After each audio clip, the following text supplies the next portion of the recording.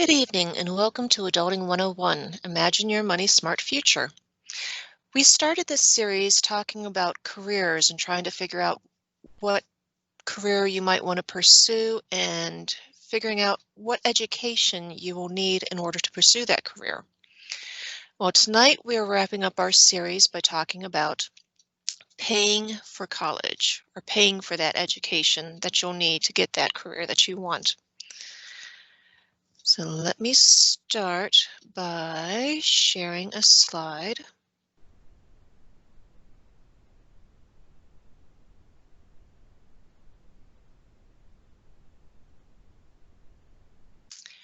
Okay, here is a slide showing Muhammad Ali, and he is saying champions aren't made in gyms. Champions are made from something they have deep inside them, a desire, a dream, a vision. They have to have the skill and the will, but the will must be stronger than the skill. So let's think about this. What do you think this quote means? What is the skill and the will he refers to?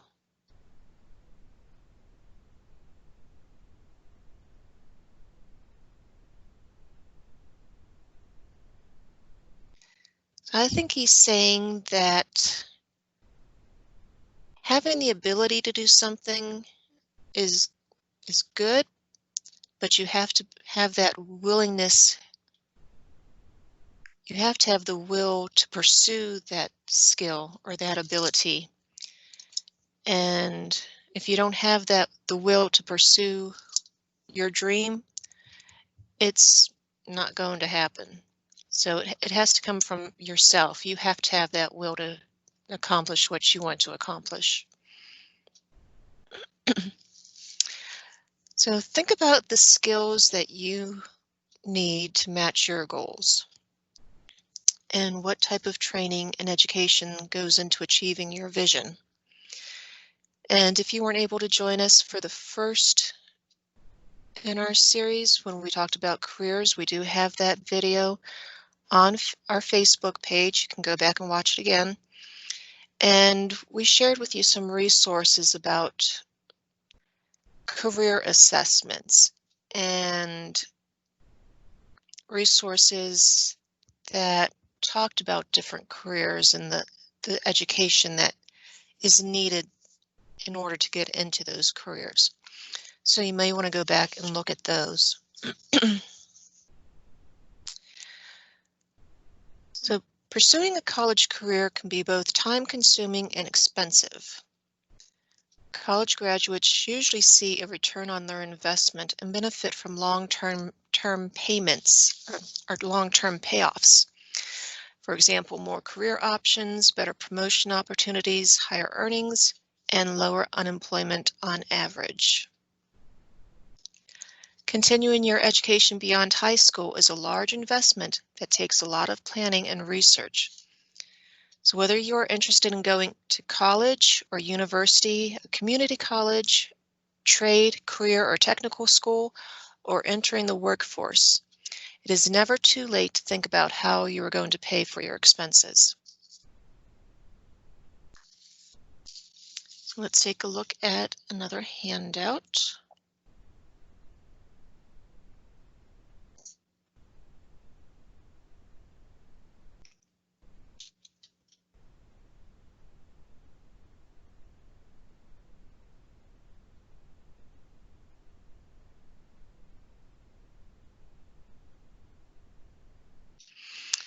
Okay, so college planning prep. And this is something you can think about on your own. But think about how big of a school do you want to go to? Do you want to go to a smaller school where there's more one-on-one interaction with professors and where you'll be able to get to know the other students better? Or do you want to be a part of a larger university? How close to home do you want to stay? Do you want to stay fairly close so that you can just commute from home? Or do you want to go away across the country, exploring a new state, a new part of the country? Okay, what types of jobs would I like to have? So this is where your career assessment comes in. What sort of career are you looking for? And in addition, what degrees would I need in order to get that job that I want? So are you going to need a bachelor's degree? Are you going to have to be able to go on and get a doctorate? These are the things that you need to think about. What do I want to major in? So some schools may be better in what you're interested in than others. So that would be something that would be very important to think about. What extracurriculars am I interested in? Is playing football really important to you, or basketball? You interested in choir? What are you interested in? And then finally, how will I pay for school? So take some time and think about those questions and just write the answers out for yourself. So there are many different elements to consider, as you can see, when you're planning for college. Planning for college includes a variety of components that all need to be considered equally. You need to think about what is more important to you.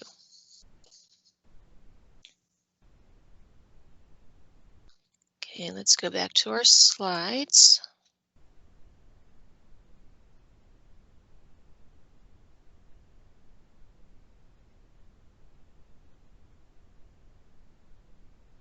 Cost of college.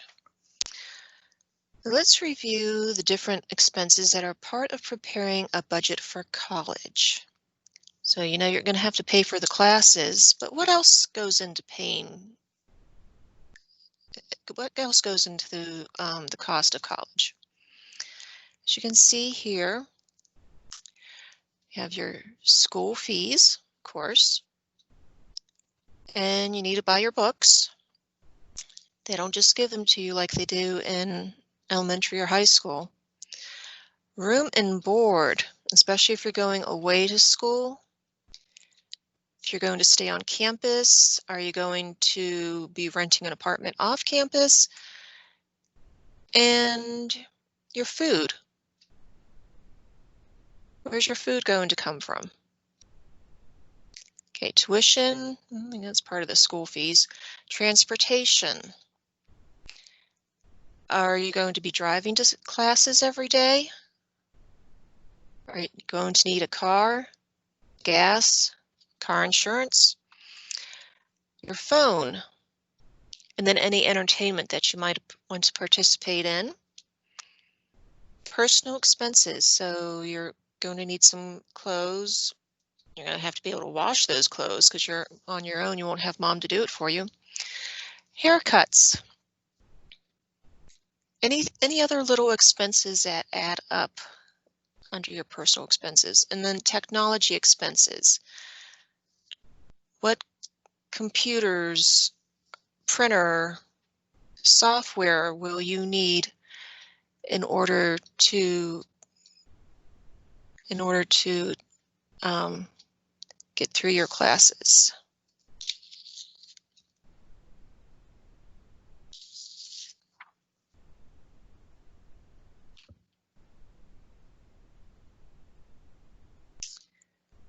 Okay, so let's start looking at how we are going to actually pay for all this stuff. And go along on a journey called the financial aid process. There are a lot of different sources that are available to you that will help making the cost of college or education more affordable. And You start with the preparation. Scholarships and state aid can help cover the cost of college or career school, but you may find yourself in need of federal assistance. And they say begin saving early. The earlier you can start saving, the more you'll be able to invest towards your education. Look for scholarships through your state or college, as well as national and community organizations. So there may be organizations within your community that offer scholarships. So do a little bit of searching and find out what you can find. Many states have college funding programs. Ask a guidance counselor or your college financial aid office for more information. And it's time to apply for financial aid.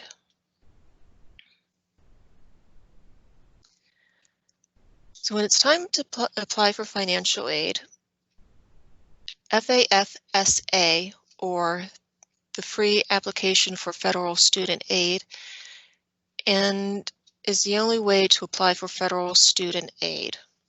And I'll show you that website later. The schools you list on your application will use FAFSA information to evaluate your financial need and determine how much federal aid you're eligible to receive. Many states and colleges also use information from your FAFSA to provide their own financial aid. So each January, the FAFSA is available for the upcoming school year, and it is best to fill it out as early as you can because some of the aid is first come, first serve. So if you're going to be starting school in another year or so, start looking into getting this application filled out. Complete the FAFSA online and make sure you fill out and submit the FAFSA each year you are in college. So you're going to have to do this every year so you can get all the aid that you can. And when you complete your application, you'll need to provide personal and tax information. If you filed your taxes already, you may be able to automatically retrieve the information from the IRS. If you haven't, just estimate your tax information and update it later. Oops. After you submit your application, you'll receive your Student Aid Report, or your SAR. Your SAR summarizes the information in your FAFSA. Review it and make any corrections as needed. So your FAFSA helps your school determine the types of federal student aid you are eligible to receive.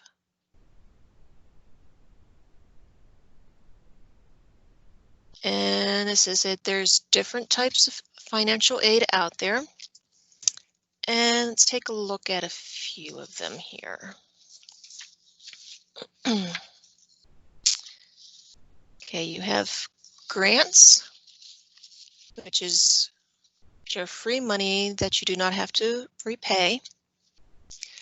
Loans, student loans are real loans, just like a car or home loan, and that will need to be repaid with interest.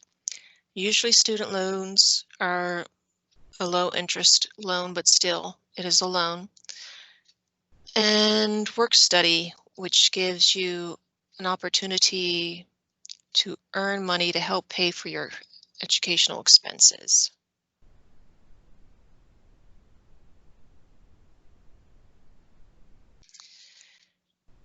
And then you've applied to your college and you will receive an award letter. Explains a combination of federal grants, loans, and work study a college is offering you. The offer might also contain state and institutional aid. If you receive award letters from multiple colleges or career schools, you should compare them and decide which school works best for you. So College A might have some aid available for you, but not a whole lot. B might have a little bit more, and C may have a lot more aid that they're able to offer you. So that could be one factor in determining which college that you want to go to.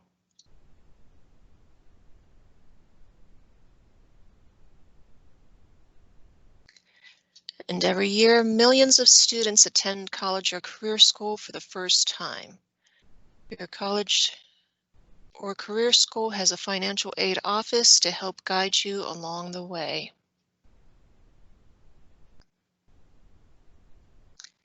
And then beyond education, workforce. When you take the time to plan for your education and let federal student aid help you along the way, you'll be setting the foundation for a bright future and success in the workforce. And you also have to start repaying those student loans. So once you leave school, while you're in school, you don't have to pay anything on the loan, but once you leave school, you will need to start repaying your loans, and you'll have to contact your loan servicer to discuss the repayment options.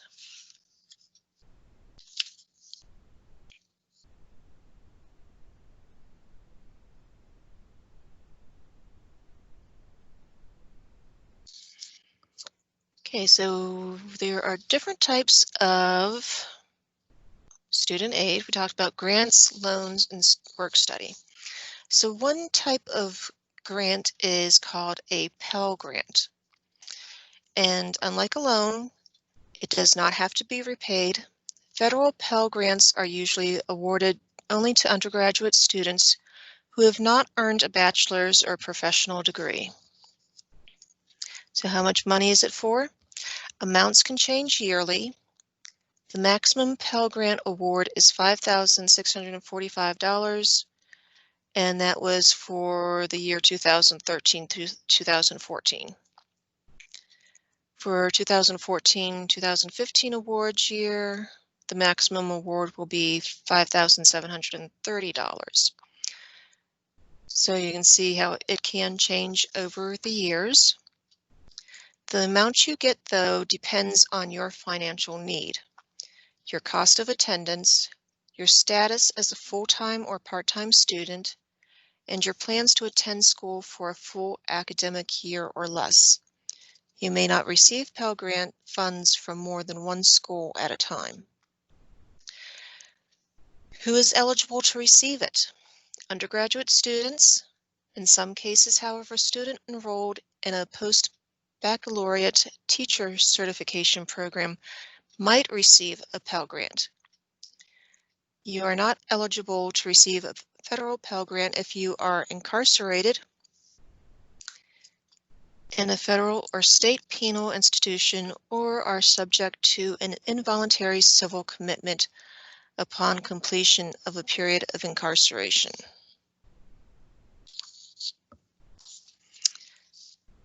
Okay, and then loans. There's a Perkins loan. And a Perkins loan is low-interest federal student loans for undergraduate and graduate students with exceptional financial need. Not all schools participate in the federal Perkins loan program, so you need to check with your school's financial aid office to see whether your school participates. How much may be borrowed? Funds depend on your financial need and the availability of funds at your college.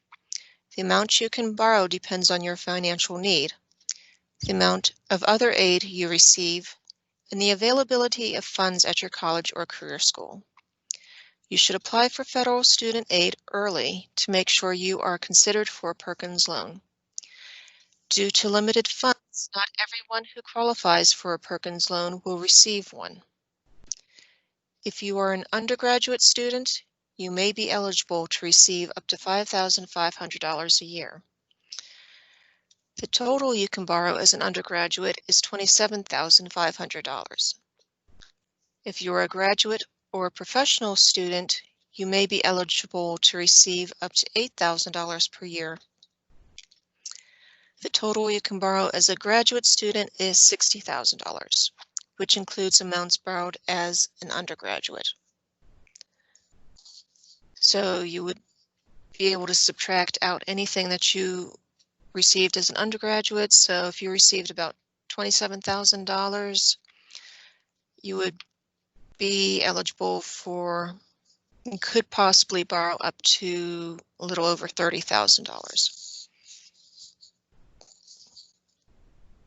What are the terms of the loan? The interest rate for this loan is 5%. Your school is the lender. You will make your payments to the school that made your loan or to your school's loan servicer. There are no other charges beyond the interest rate. However, if you skip a payment, if your payment is late, or if you make less than a full payment, you might have to pay a late charge plus any collection costs.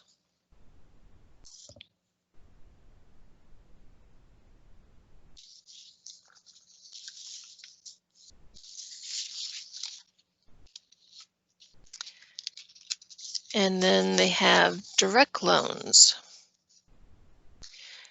which are low interest loans for students and parents to help pay for the cost of a student's education after high school.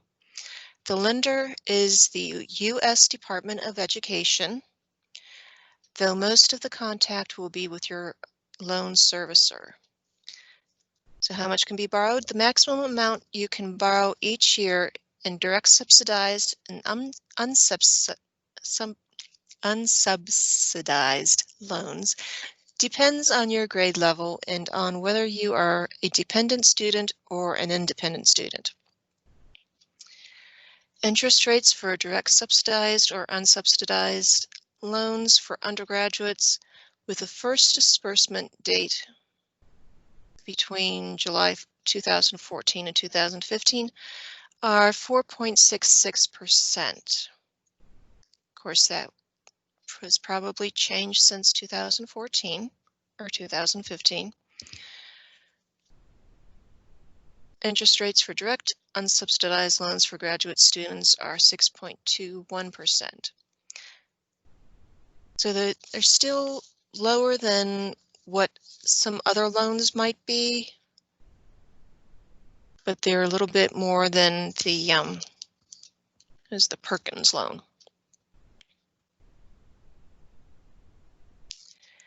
And then work-study program. So how does a work-study program work? A work-study program provides funds for part-time employment to help needy students to finance the cost of post-secondary education. How much do you earn? Hourly wages are at least the federal minimum wage. What kinds of jobs are available?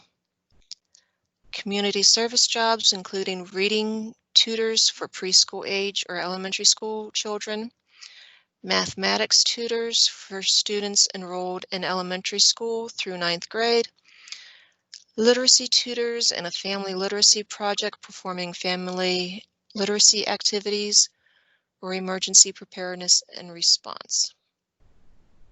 And when I was in school, there was some kids that would work in the dining hall. Some of them would work as to help prepare the meals or to help clean up after the meals, or servers.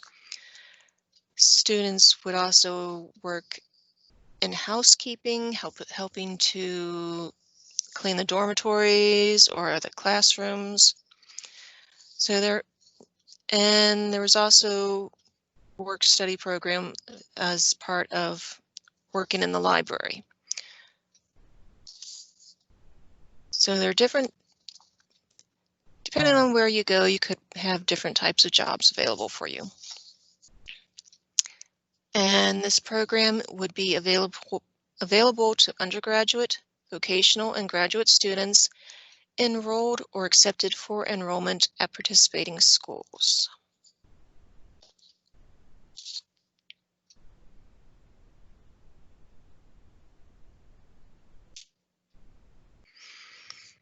Okay, let's take a look at FAFSA.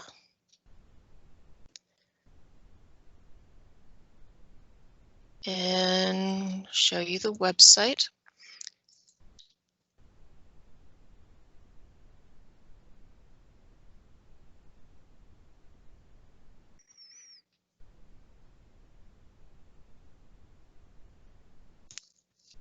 Okay, here's studentaid.gov, and this is where you would go to fill out the free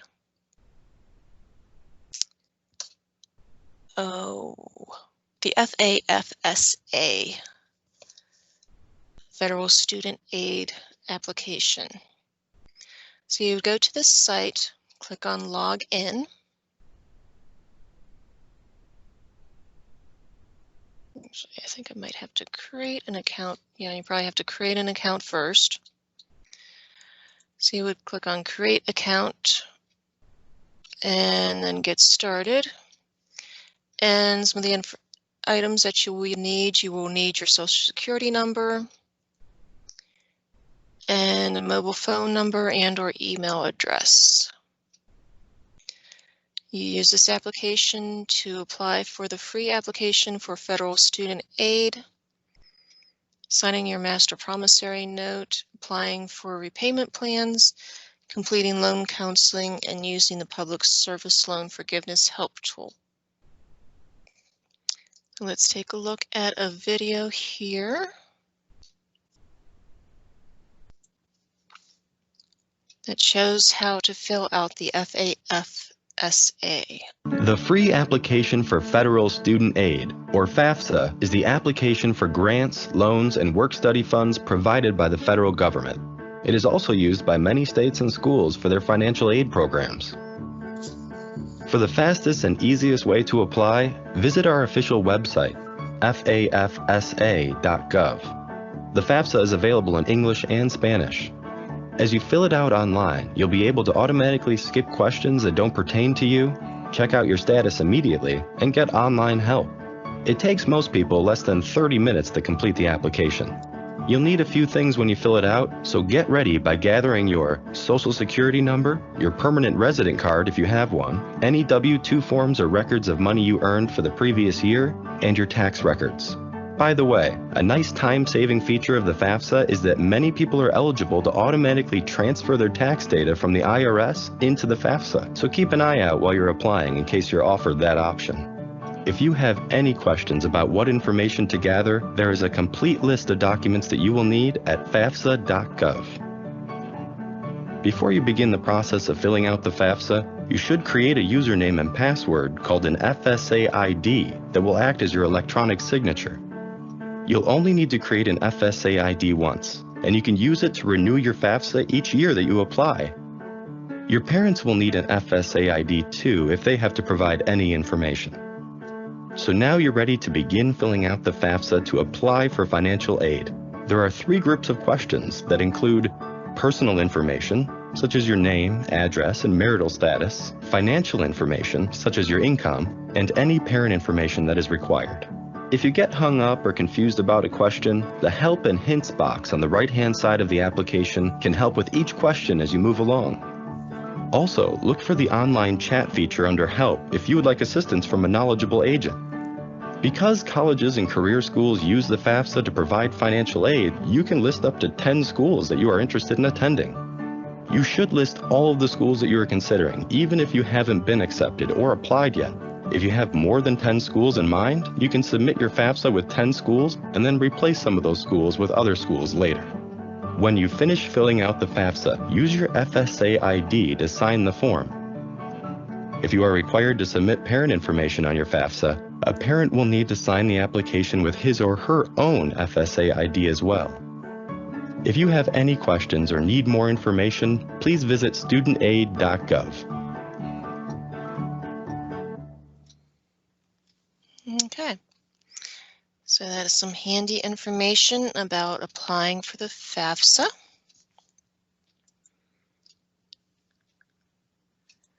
Get rid of some of these tabs here. Okay, so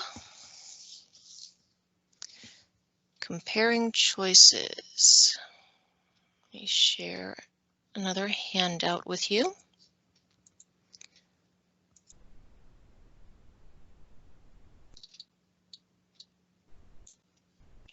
going back to our handouts. Okay, the federal student aid options, we talked about those.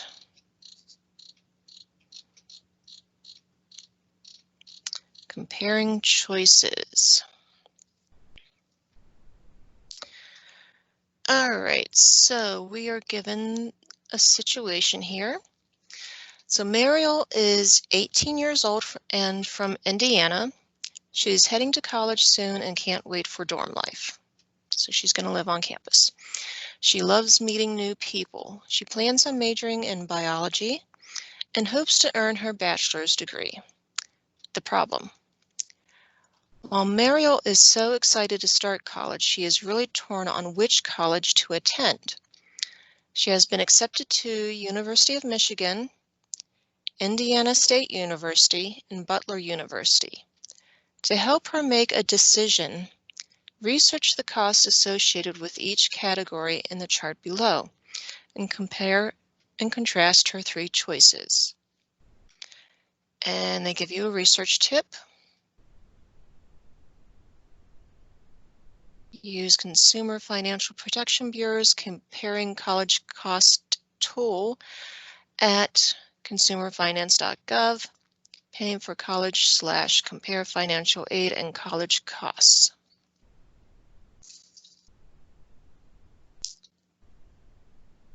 So I'm going to this site.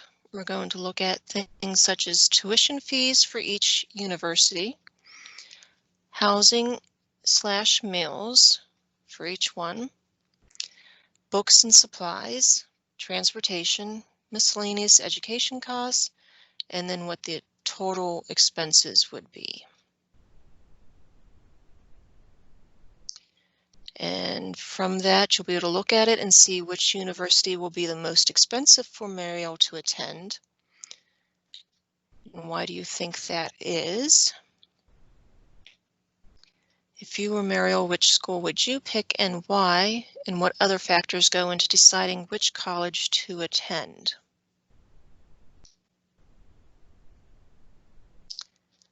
So let's see if we take a look at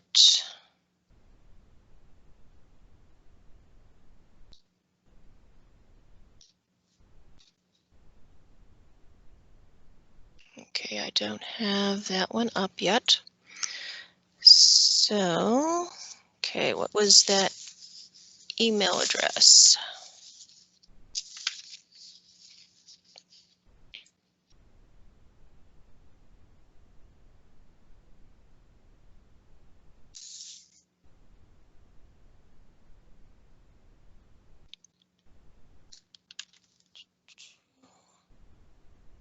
Copy our email or copy our address here,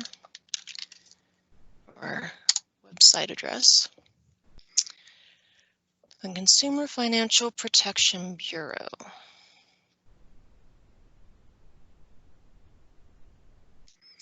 And to get started, you'll need your financial aid offers, an idea of how much money you and your family can put towards school, any private loan offers that you have, the phone number or email address of someone in the financial aid office. And you may want to use this tool with someone you trust can help you get started. Select in what school you might be interested in. So let's do Butler University. Let's see, she was interested in a bachelor's program, which is typically 4 years. She wants to live on campus, and she's most likely a dependent.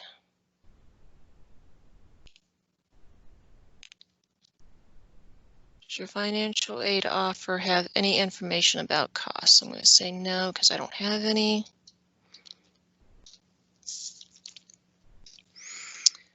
Okay, and looking at this, you have tuition fees, $41,120, housing at $14,690.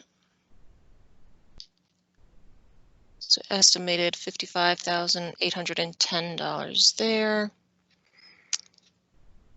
Other costs would be books, transportation. Of course, these are going to be dependent on you and how well you budget your finances. So estimated indirect costs would be about $1,000. So your estimate for cost for this first year would be $56,810.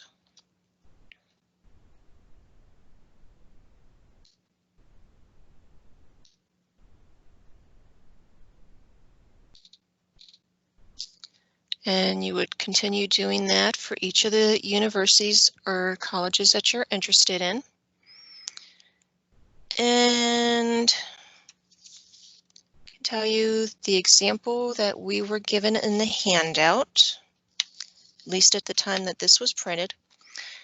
They had the total expenses at the University of Michigan being $51,976. Indiana State University, the total expenses were $20,000, and Butler University was $47,468. So the most expensive school to attend would be the University of Michigan, and the least expensive would be Indiana State University. And I can tell you, usually schools will have a lower fee for students that are in state. So since she lives in Indiana, because she lives in state, Indiana State and Butler University, that could be part of the reason why they are both have lower tuition fees than the University of Michigan.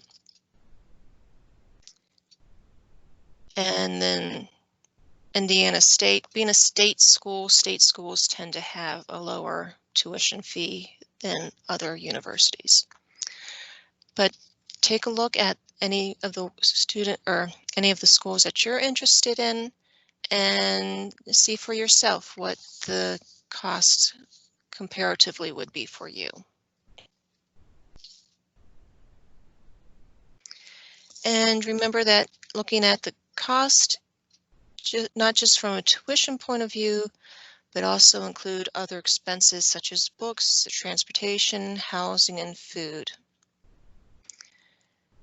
And while looking at the cost of college is part of the package, it's not the entire thing. So if you need to consider your return on investment.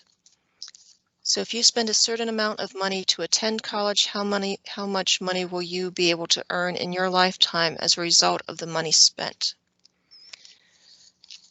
So if you are interested in a college that costs a little more, but it has a really awesome program for what you're interested in, that may be the best choice for you.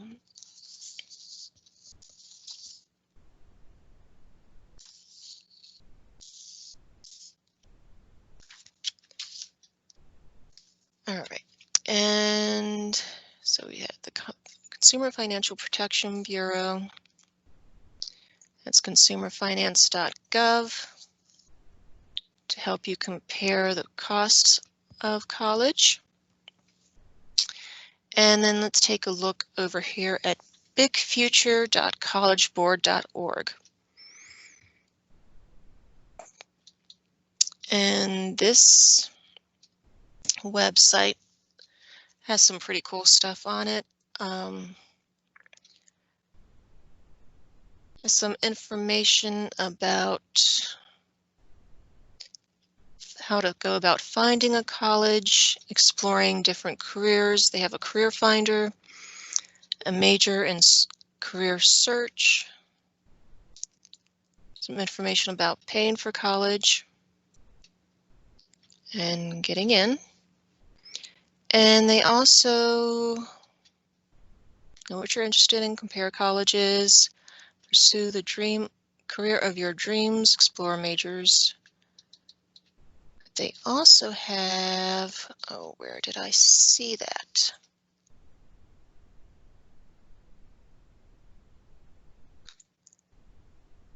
They have some videos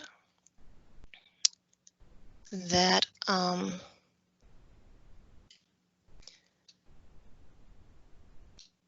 from students themselves that are going through or have gone through this, giving advice of things that they wish they had known, or things that aren't quite as bad as they thought it was going to be.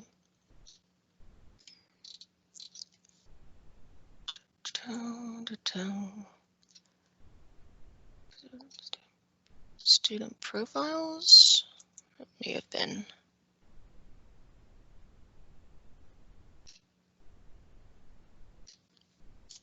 Yeah, there they are.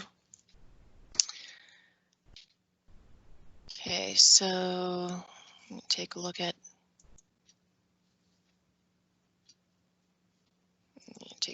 Devin here and see what he has to say. I think AP does, two things. One, when you take the test, if you do well, you get college credit. And that happened for me on 2 of the AP tests I took in high school. And, also specifically with AP Calculus, I got some study materials from high school that I used in my calculus class or advanced calculus classes in college that really helped. So I think, AP classes really do help.